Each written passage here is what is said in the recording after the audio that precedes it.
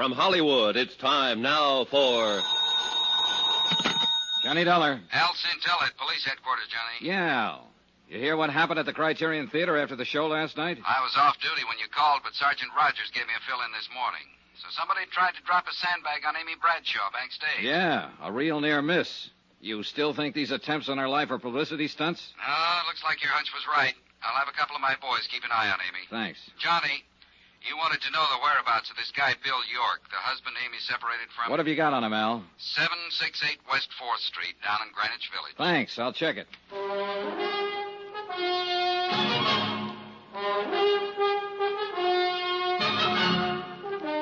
Tonight and every weekday night, Bob Bailey in the transcribed adventures of the man with the action-packed expense account, America's fabulous freelance insurance investigator. Yours truly, Johnny Dollar.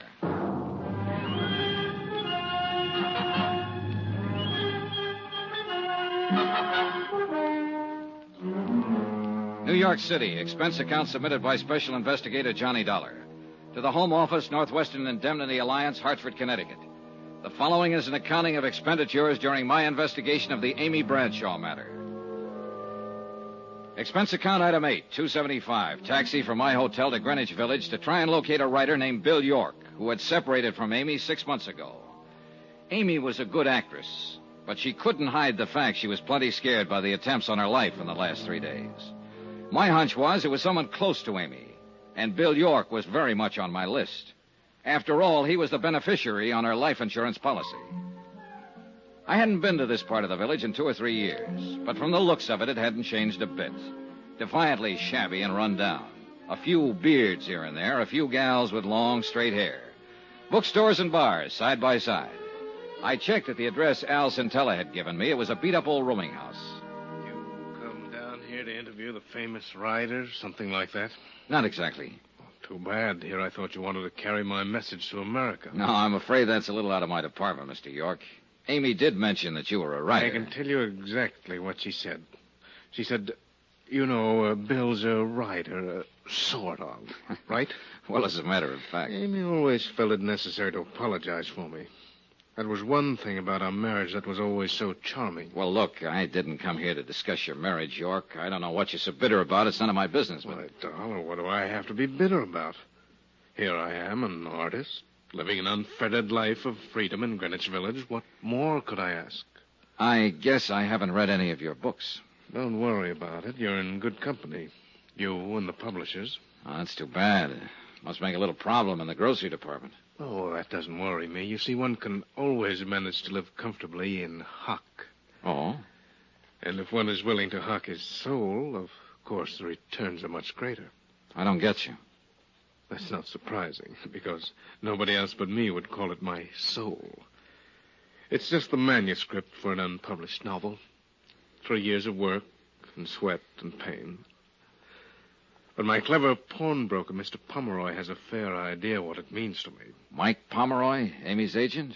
Charming chap. Quite shrewd. In other words, if you could raise some money, you could get this brainchild of yours out of hock from him. Tell me, how long's it been since you've seen Amy? Several months. Why? You haven't been uptown near her apartment the last few days, huh? No. You sure? Of course. Anything else? No. Not for now.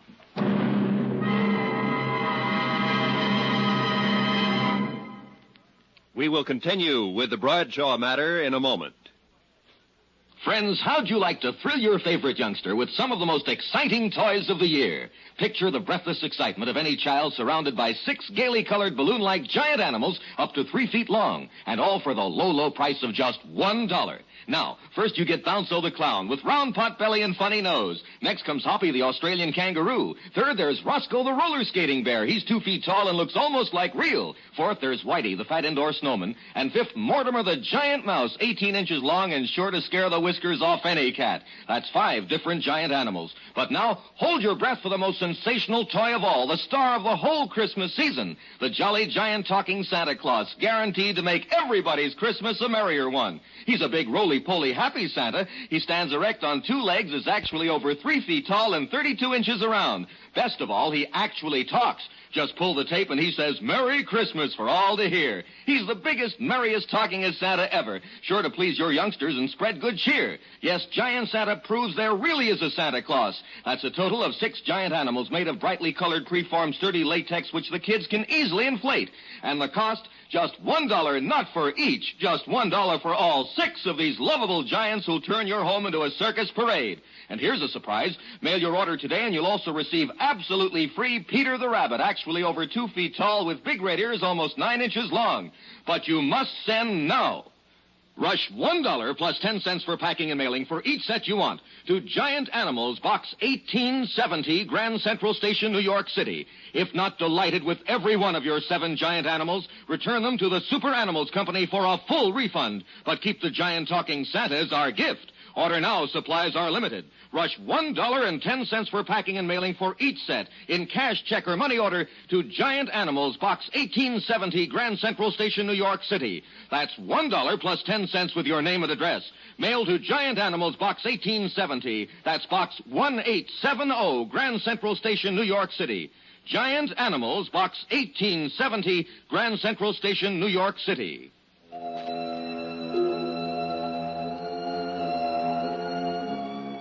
I was getting nowhere in my attempt to find out who was gunning for Amy Bradshaw, and I knew it. I called Mike Pomeroy, her agent, but he was out, so I took the next name on my list, the producer of Amy's play, Emery Taylor. Expense account item 9, $175, cab fare to Taylor's apartment in the mid-50s near the Museum of Modern Art. Taylor wasn't in, but his wife Dora was. She was sleek-looking and a little on the brittle side. She was sitting behind a small bar in the den, and she looked quite at home there. Drink? Thanks. Will your husband be back soon, Mrs. Taylor? Who knows? Yeah. Oh, thank you. What do you want to see him about? Amy Bradshaw. What about Amy Bradshaw? I wanted to ask him if he knew of anyone who might want to harm Amy for any reason.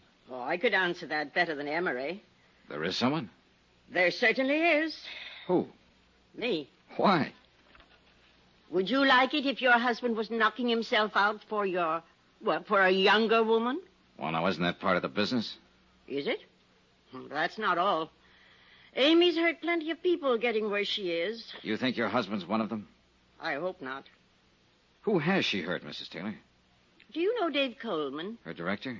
He was very much in love with Amy a few months ago. Oh, I see. I don't like to see someone I like get the way he was. One night here, he had a couple too many. He said, if he couldn't have her... Oh. Funny. How quick he got over it, though. Never says anything about it anymore, huh? Not a word. What about Porter Kane? Oh, you've met him. Is he one of them that Amy's hurt? No, he's not in that category. Whatever happened to hurt him must have happened at about the age of 5. What do you mean? Oh, isn't that when most of our troubles start? I wouldn't know. I once paid a psychiatrist $500 to tell me that's when mine started. Your troubles? Sure. Can't you tell, Mr. Dollard? I'm the mixed-up type. Aren't we all, Mrs. Taylor?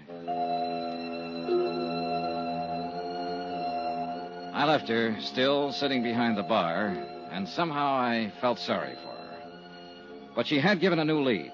David Coleman, Amy's director, who'd had it bad for Amy just a few months ago and had now completely recovered. Maybe. I made a mental note to have a little chat with Coleman that night. Then I put in another call to Mike Pomeroy. This time he was in, and I finally talked him into meeting me at a little bar on West 44th near the theater. But when I got there, I could see that he wasn't feeling very cooperative. Look, Dollar, I suggested once before, nice and polite, that maybe you should try minding your own business. I got the message, all right, Pomeroy, and now I've got one for you. I am minding my own business. This is what I was hired to do. The insurance company I represent holds a pretty hefty life insurance policy on Amy. And if she's in any danger, they want to know about it. But I told you before, I think this whole thing's pretty silly. I had a talk with Bill York, the writer, this morning. Even though he and Amy are separated, you know, he's still the beneficiary on her policy. So? So he says he's in hock to you. He's a bum.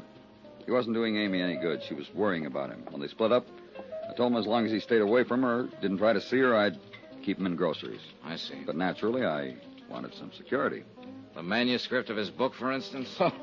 Great unborn American novel. Well, apparently that manuscript means a lot to him. That's why I figured it'd be good security. What's the matter, Dollar? You look like you smelled something bad. Do I? What am I supposed to be? A philanthropist? Let me make one thing clear, Pomeroy. As far as the kind of loans you make, I agree with you. It's none of my business. But maybe I just got a sensitive nose. Yeah. Anyway, now I want my dough back. Is there anything wrong with that? Not a thing. I've got a play lined up I know will go over big. I want to produce it. York's tab has run up to several $1,000 now. I could use the money. I see. The stupid part of the whole deal is that York could pay me back within a couple of months if he wanted to. Oh. Sure.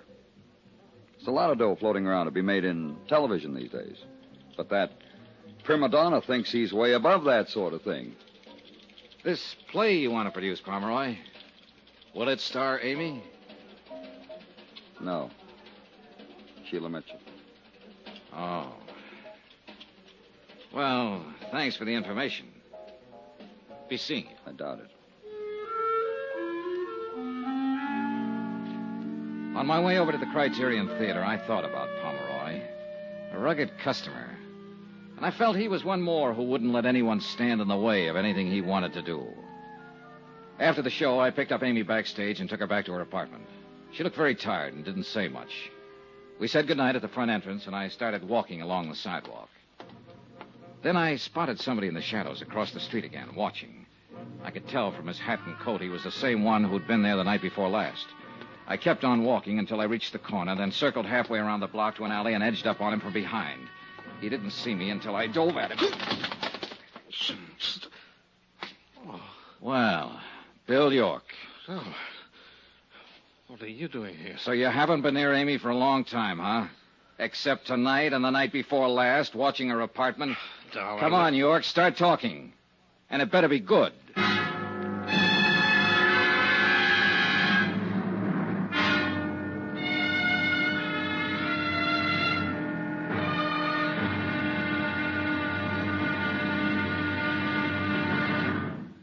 Johnny Dollar will be back in a moment to tell you about tomorrow's episode. Friends, send for your set of some of the most exciting toys of the year. 6 giant inflatable toys for only $1. Some up to 3 feet tall. You get Bounco the Happy Clown, Hoppy the Australian Kangaroo, Roscoe the 2 feet long roller skating bear, Whitey the fat indoor snowman, Mortimer the giant mouse 18 inches long, and last but not least, the great giant talking Santa, a roly-poly giant over 3 feet tall and 32 inches around the belly that actually says Merry Christmas out loud when you pull the tape. That's 6 sensational giant toys for only $1, made of sturdy, gaily colored latex that the kids can easily inflate. Send $1 for each set to Giant Animals, Box 1870, Grand Central Station, New York City. And if you order right now, you get Peter the Rabbit over 2 feet tall absolutely free. If not delighted with your giant animals, your money refunded immediately. Order today. You may never hear this offer again. Rush $1 plus 10 cents for packing and mailing in cash, check, or money order to Giant Animals Box 1870, Grand Central Station, New York City. That's $1 plus 10 cents for each set with your name and address to Giant Animals Box 1870, Grand Central Station, New York City. Now, here's our star to tell you about tomorrow's episode of the Amy Bradshaw Matter. Tomorrow, I find I have even more of a reason for keeping Amy alive than I'd realized. Join us, won't you? Yours truly, Johnny Dollar.